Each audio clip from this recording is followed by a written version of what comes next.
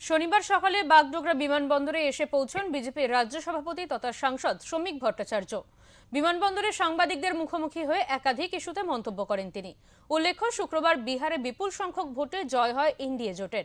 ঠিক তারপর প্রধানমন্ত্রী নরেন্দ্র মোদী বলেন, বাংলায় জঙ্গল রাজ শেষ করা হবে। এই প্রসঙ্গে শ্রমিক ভট্টাচার্য বলেন, পশ্চিমবঙ্গ থেকে তৃণমূল চলে যাবে। পশ্চিমবঙ্গের মানুষ এতদিন পরীক্ষা নিচ্ছিল, এখন প্রত্যাখ্যান করে দিয়েছে। বাংলার মানুষ রাজনৈতিকভাবে মূর্খ নন। দেখুন, তৃণমূল চলে যাচ্ছে, তৃণমূল চলে যাবে।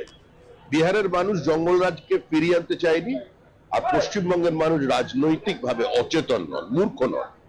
তৃণমূল কংগ্রেসকে তারা গ্রহণ করেছিল, পরীক্ষা করেছে, এখন প্রত্যাখ্যান করে দিয়েছে।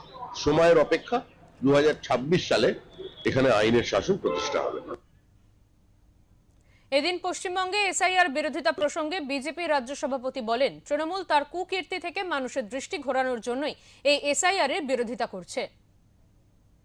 এসআইআর এর বিরোধিতার উদ্দেশ্য একটাই, তৃণমূল কংগ্রেসের সমস্ত কুকীর্তিকে, তৃণমূল কংগ্রেসের আইনের শাসনকে ধ্বংস করা থেকে মানুষের দৃষ্টিকে দূরে সরানোর জন্যই বিরোধী।